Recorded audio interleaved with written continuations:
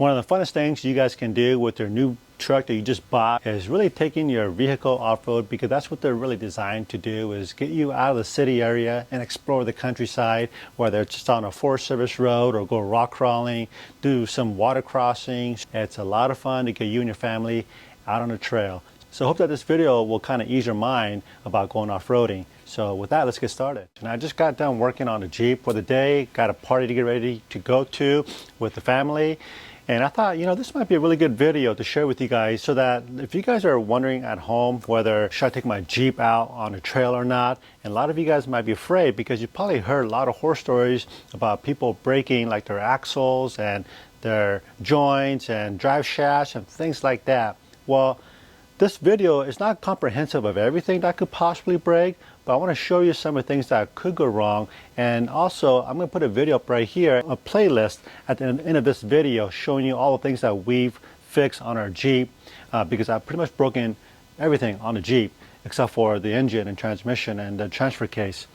So I hope that video will be helpful, because everything that you'll see in those video in that playlist are super easy to repair. And that's one of the reasons why Jeep is one of the most popular off-road platform, is because, well, number one, it's super capable, and number two, there's so many parts you guys can buy on the internet, especially on Amazon, and everything is basically a bolt-on, and that's what makes this platform very attractable to a lot of, you know, rock crawlers or heavy off-roaders or overlanders, because you can buy a lot of heavy duty and aftermarket parts. So what I want to do is basically show you guys some of the things that could go wrong if these parts do break. Is that going to strand you out in the middle of nowhere?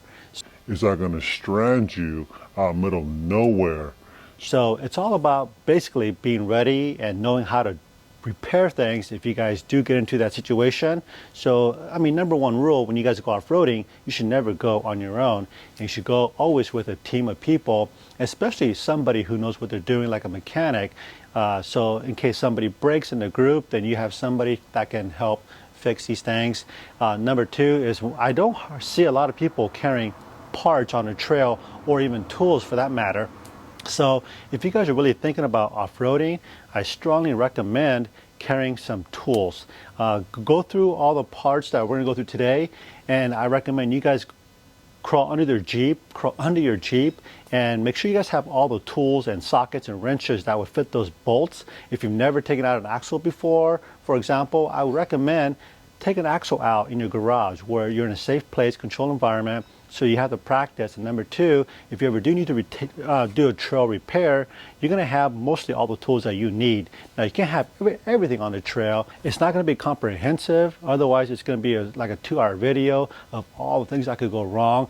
I'm just going to go over basically the front end area of the Jeep. And again, I will leave a playlist of all the things that's broken on my Jeep over the years and me repairing all those things. So I hope that playlist would be helpful for you guys in addition to this video. So let's get started. Let's start with the hub. So thankfully, I haven't had a whole lot of issues with the hub, except one time I had the bearing inside the hub go bad, and as I was driving off the trail on the highway at a highway speed, my Jeep was kind of snaking down the road, and it was a pretty scary event, and I had all kinds of lights come on my dashboard. And so the question is, do they make it aftermarket heavy duty hubs? I don't think so. But what I can say is that these hubs are super easy to repair on a trail or in your garage. It's literally a 10-minute job, and these are fairly cheap. So you can buy these at O'Reilly's for under $100. I'll leave a link down below where you can buy for even cheaper. I think it's like $69 on Amazon. So I would definitely carry one of these on a trail. This is actually one of my trail spare hubs I keep in my box of goodies. There's no aftermarket heavy duty hubs you can buy. It's all OE, only because it has, you know, these what do you call it, ABS holes, ABS sensors in here and things like that. So they want to keep the factory safety equipment, if you will, intact. So this is your only option, is purchase like an OE type. So now let's talk about Knuckles. These Knuckles is an OE. Now I have a high steer kit on here. So what that basically means is that my drag link was down at the bottom. Now it's on top. And to do that, I had to drill out the top where this thing connects to a 7/8 hole. So now the diameter of where this thing is much smaller than what it was. But this is all cast iron right here, and cast irons are pretty tough, right? So the question is, could this thing break on the trail? Most definitely, because everything, like your steering, especially on your right side, is connected to your right knuckle. And if this thing breaks, you're pretty much dead in the water. And if this thing breaks, you're pretty much dead in the water. One nice thing about knuckles is these things are also pretty darn cheap. You can get a pair of these things for $125 on Amazon, and I will leave a link down below to this exact knuckle. And then what you can do is, if you do have a high steer kit on your Wrangler, is before you guys put this in your bag of parts, is to drill out the upper knuckle for your drag link. So when you do have to, if you happen to replace your knuckle on a trail, you'd be ready to go. To replace your knuckle on a trail, again, this will take you literally 10 to 15 minutes. It's really easy, and that's what I love about Jeep Wranglers, is that it's super easy to repair any of these things on the trail. So the next thing that might break on the trail is your control arm, especially your lower control arms, because your control arm oftentimes will drag across rocks. You'll slam down on a rock, things like that. And if you guys have been following my channel, you've probably seen my video of me breaking one of these chromoly control arms. Yes, so again, because I've had this experience on a trail, I now carry an extra control arm on the trail. Well, then the question is, what if one of these brackets break? Well, we'll get to that in a different video, but basically if your bracket breaks, you're kind of screwed. If your bracket breaks, you're kind of screwed. And you have to have a welder or get towed out. So that'd be a whole different video. And also like shocks. Well, what if a shock breaks? Well, I've never seen a shock break. I've seen a lot of like a shock bracket breaks. Again, if that ever happens, you'll need a welder to put things back together. But I've never seen a shock break, and I don't carry a shock on the trail with me. All right, so let's talk about the tie rod and the drag link together. Now, it's possible that you might break if you're running, especially like an OE. You could snap or de-thread the actual ends of these tubes, and I would highly recommend carrying an extra tie rod end or your drag link end as well, because I have seen where this thing has snapped off where the tube meets the actual the tie rod end. So these are fairly inexpensive, but that's why I upgraded to these 1-ton chromolys by Metacloak. So if you do happen to break this, you don't have any extra parts, you're kind of dead in the water, you're kind of screwed. If you do happen to break this, you don't have any extra parts, you're kind of dead in the water, you're kind of screwed. You could potentially strap this thing with some straps to make it work to get off the trail, but you certainly will not be able to drive home if you break one of these two things, including the track bar. So yeah, but it's, last thing you want to do is carry a bunch of parts on a trail. But if you upgrade to a chromoly type setup, a 1-ton setup, you're going to have less chance of breaking it. And this is a couple things that you probably don't want to break. And if you carry these parts, again, these are super cheap on Amazon, around $100 if you're running OE. And if you happen to break your steering stabilizer on the trail, which is a common thing because most stock stabilizers actually sit below the tie rod, and that's one of the first things that gets hammered if you hit a rock. So if you happen to hit that on the trail, is that going to prevent you from getting home? Absolutely not. Take it off and you should be able to drive it home. So when you take your steering stabilizer off, sometimes that will expose some gremlins in your Jeep or solid axle vehicle, and you might feel some death wobble or shimmying or bumps, and a lot more bump steer. And your steering stabilizer has been kind of masking and hiding all that. That's been helping out. So just be mindful of that, but that's not going to strand you from getting home. All right, so now let's talk about the axles. So when I broke my last axle on the trail, they were the OE axles. I said I'm going to upgrade to a chromoly so that I don't ever break a axle on the trail. Well, the word never is far from the truth, because you can break anything on the trail, including like a 1-ton or Dana 60s. I've heard of people breaking that stuff all the time. So what was I thinking?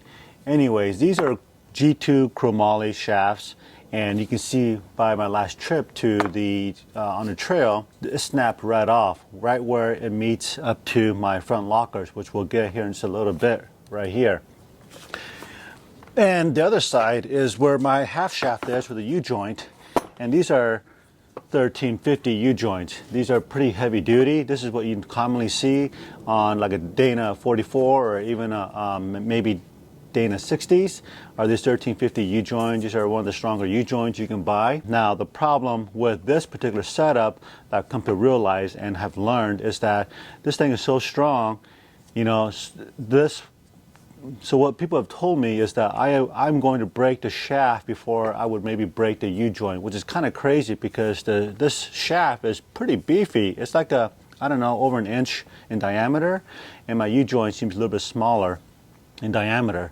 You would think that would be my fuse, my weak point.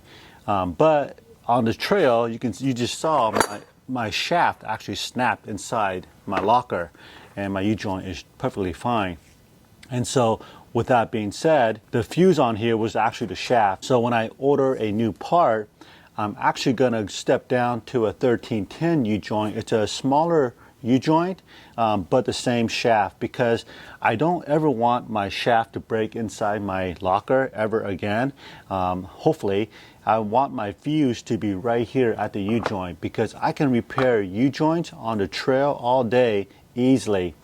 Or repair this whole shaft. If I happen to break somewhere on here, I can fix this, not a problem. So I'm always trying to protect my carrier, and I don't want anything to happen to this guy because this is the most expensive part. So that leads me to the next point here. Let me show you. So one of the things that you got to consider when you're building up your Jeep, and I had a really long discussion with myself trying to figure out, okay, what is the best setup for me? Because when I'm on the trail, I'm always thinking about, okay, I'm willing to sacrifice something, because it's just a matter of when you're going to break it. It's not an if, it's just when you're going to break it. And if it's going to break, you know, what are you okay with, so that you can get off the trail, number one, and number two, it's going to be a fairly easy repair.